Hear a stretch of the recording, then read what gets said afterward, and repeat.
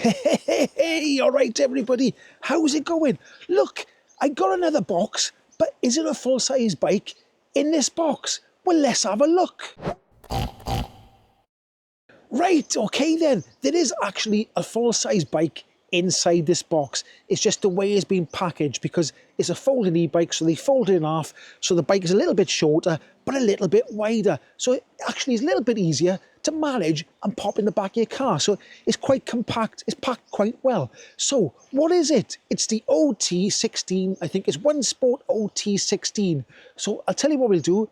I'll get it out of the box, I'll put it together and we'll have a look. But there is a few boxes within this box, so we'll have a look at that first. Right, okay, so there's another two boxes. So let's have a little peek in here. Now, it's got a throttle, like a half twist throttle, and the grip there, look. That's optional. So when the bike comes, it hasn't got this on. So we put that to one side there. We've got the instructions there, look. There we go, instructions. We've got a couple of cable ties. We've got some reflectors, we got a little tool thing, the pedals, and what's this here? That's a little bell there, look, ding-a-ling, and a little spacer there. I think that might be for, it might be for this here. It might be. And then inside here is the charger. Okay then, so here it is. Now, it doesn't take much to put it together. It's only a few things. Now, one of the things I had to put on was the pedals. The pedals on every bike, you've got to put the pedals on. The other thing was the seat was packed up on its own, so you've just got to insert the seat. And also the rear mudguard, these sort of things coming down here, I had to put them on. They were undone. And I think that was it. That was basically it. Now, like I said, in the box, there's a twist throttle, and it's not on the bike yet.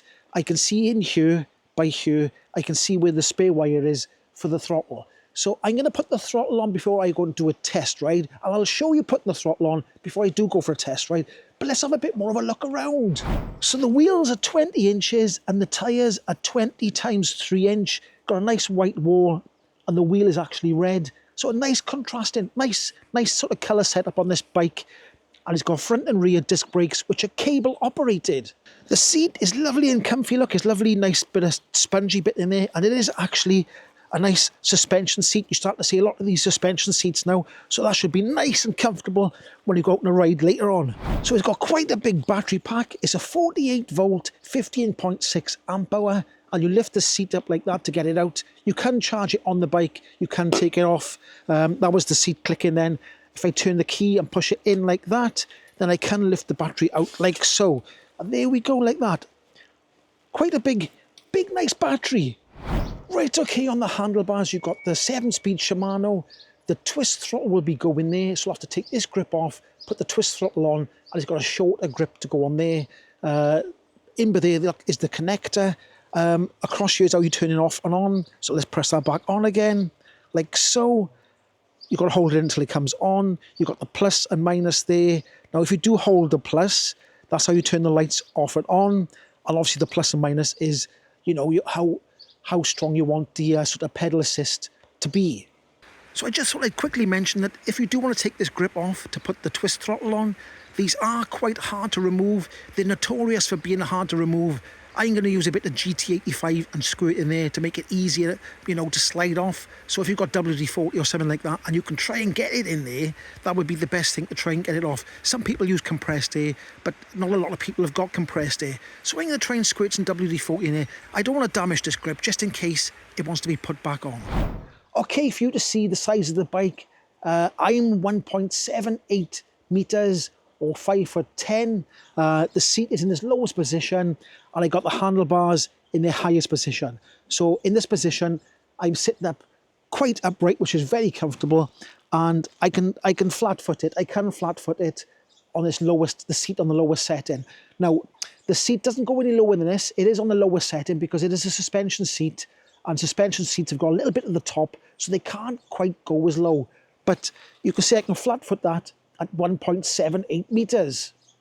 So it's got a built-in front headlight and also a rear tail light. And if I press the brake there, you can see the brake is getting lighter when I press the brake. So there we go.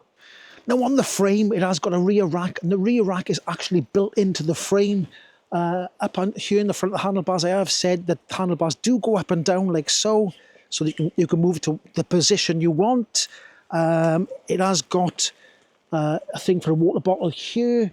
The handlebars fold down there on that little pivot point there, and there is a folding mechanism in the middle there. The pedals are not folding, which is unusual, but it does fold there, it does fold there, and in the box it was compact and tight, and I'll show it folding a little bit later on. Now, all the e-bikes I've had, the tyre pressure is always down a bit low, so you're always going to have to pump the tyres up. I don't know if you can see that screen there because it's flashing, but the tyre says 40 psi to put it up to, and it's actually on 20 psi. So I'm going to pump it up first before we go anywhere.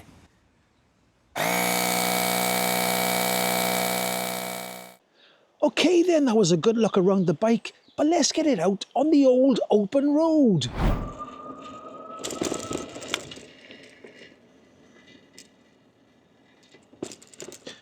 Right, okay then, I'm out and about on the e-bike. Let's get to the hill test and see what it's like. Right, okay, the hill is coming up here on the right, so let's get around the corner. Up by here, here we go, up to the hill test. So I've got it actually in level 3, which is the highest setting at the moment. And we're on the sort of less hilly part, and it's doing the full 15.5 miles an hour. It does feel like there's quite a little bit of power in this motor. Now it is classed as a 250 watt motor, that's what it says on the website. It does feel quite punchy. It feels like there's quite a bit of torque, but it is being limited to 15.5 miles an hour at the moment. And the bike actually did come in miles per hour in the UK. So there we go. And the charger is a 48 volt charger, but it's a 2 amp. So it will take a while to charge up because the battery is 15.6 amps through the tunnel.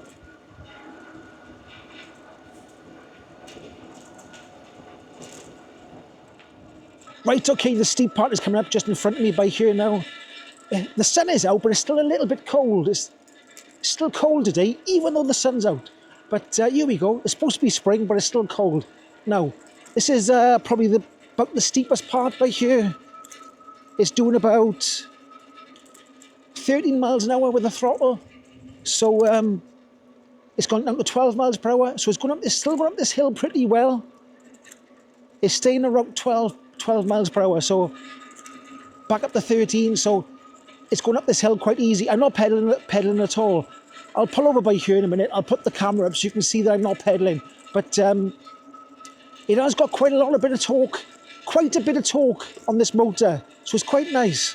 But like I said, it's a 15.6 amp hour battery, and the charge is only 2 amps. So I mean, you can work out. It's going to take about 7.5 hours to charge fully if the battery was empty. So anyway, let's pull over by here by the cattle grid and have a quick look at the bike. Right, okay, there's the bike and there's the hill. If you've never seen my channel before, I try and use this hill as a sort of gauge to how powerful the motor is. So there's the hill. It doesn't show up on cameras. I should use some sort of angle gauge thing, but I don't know. I don't know how to show hills. It definitely is a hill, and it goes up that way. So I'm going to be going up that way up there. Not that way, because that's somebody's house up that way up there. And up that way is the top of the hill. So anyway, so there's the bike there, and it is a good looking bike. I got to say, it's a good looking bike. I think it does come in 3 colours. But I've got the black and red with the white wall tyres. So it does look quite nice, doesn't it? It's a nice looking bike, and that seat is comfortable. The suspension thing there, look, let me show you there. That seat suspension is doing its job, and it's in a very nice, comfortable position for me. So there we are. So let's get up to the top of the hill.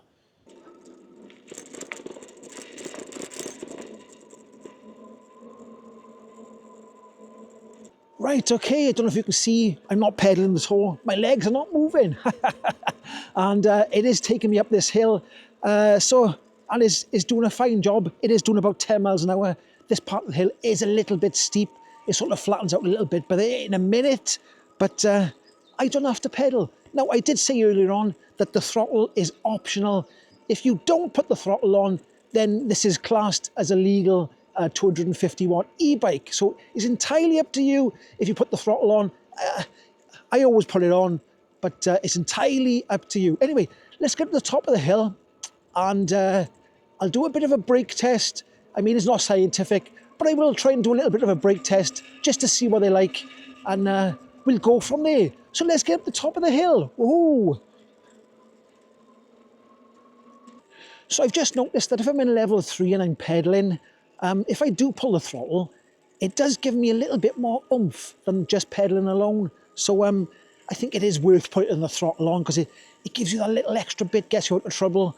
But like I said, it's entirely up to you, But I like to use a throttle because sometimes it's just nice to have it. But anyway, I'm almost at the top of the hill. Right, okay, let's pick up a bit of speed, and then we'll pull the brakes when we get by there. What are we doing? So it's doing about 15.5 miles per hour. It's actually going faster than 50. It's going about 20, but I'm going to pull the brakes now. And there we go. It's probably a mark on the road behind me, is it? Let me have a look. Yeah, there's a mark there, look. It stops you fast enough. I think I was going about 20 miles an hour then, but I think the speedometer it was stopping at 15.5, but I felt like I was going faster. I felt like I was 20 miles an hour. But anyway, I think I'm going to go down that way today, down there. So let's go down that way. We'll go somewhere different. It's windy again. I don't know why. It's either windy or raining, or it looks sunny, but it's cold and it's windy. But this DJI mic does do a good job of cutting the wind noise out. But it is very windy, but it doesn't show because the mic is doing his job. Anyway, let's get down this hill. Now, it does say on the OneSport website that the bike has got a big, massive range. Now, like I said before about range, depends on the weight of the rider and how much you pedal. But with my experience of batteries with like 15.6 amp hours, you will get a pretty good range. You should get a pretty good range off a full battery, because that's quite a lot of amp hours for one battery.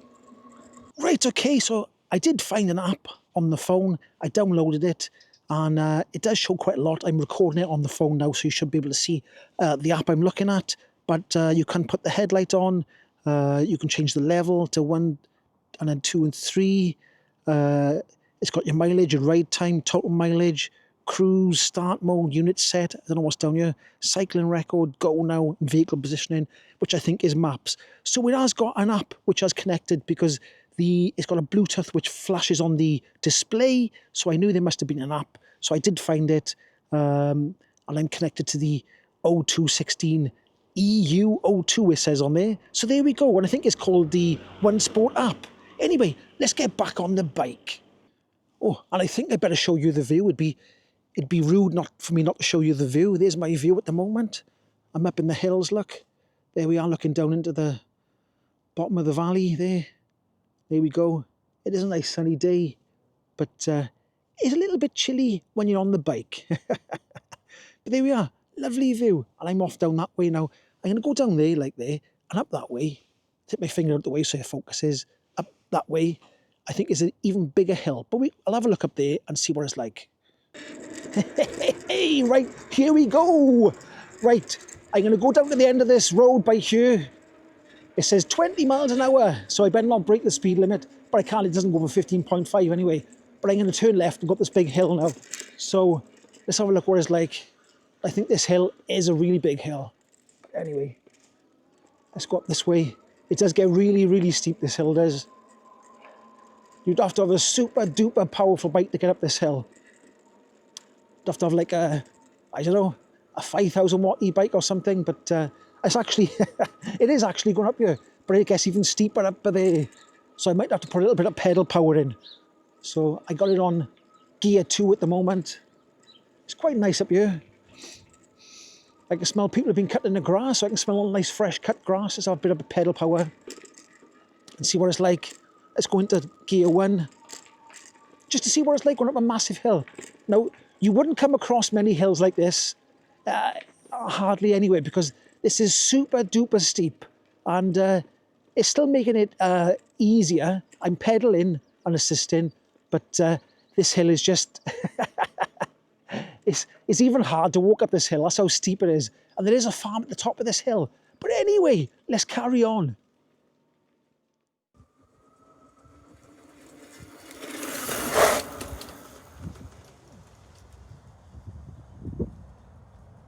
Now, I will say, I do like the size of the tyres. I think a 3-inch is a good compromise between the big 4-inch wide tyres. I think I might prefer the 3-inch tyre because it's a little bit more nimble and it doesn't feel quite so heavy to pedal.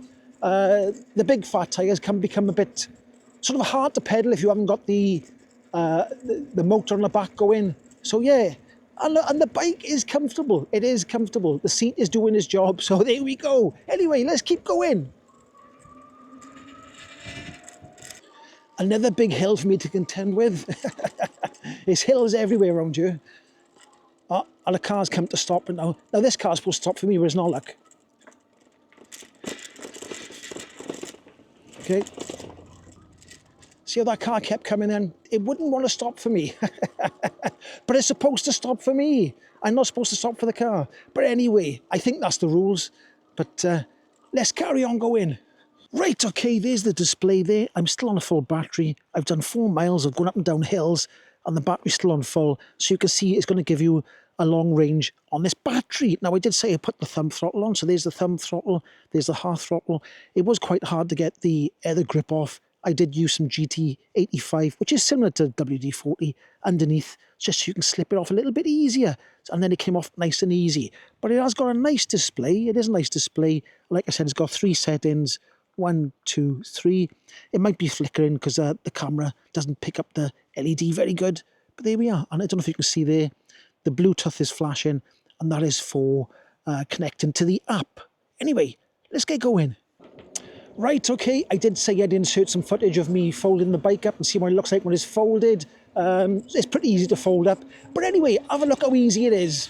Okay, so if I pull this clamp out this way, it is in there quite tight, so I pull that out that way. Turn this round like that, and I think it lifts up like that, and when it lifts up you can unfold this part here. So we'll leave that bit and let's look at the front handlebars. And the handlebars have got a similar sort of mechanism where you sort of pull that like that, pull that down and then pull that there, and that'll release the handlebars. And there we go, there it is, all folded up, nice and compact. It does fold up quite nicely, so that's what it looks like when it's folded up. Right, here we go, back through the tunnel. I don't think there's any drips today. Well, there can't be many, because it's been dry for a while, so no drips. I better keep my head down just in case. There we go, through the tunnel. Hey!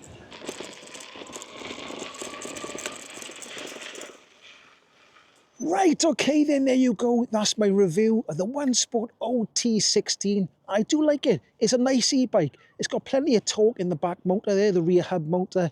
I do like the 3-inch thick wheels. They're a little bit lighter than the 4-inch ones that you get, and all the links will be down in the description below. Anyway, if you like this video, give it a like, subscribe, and I'll catch you in the next one. Ahoy!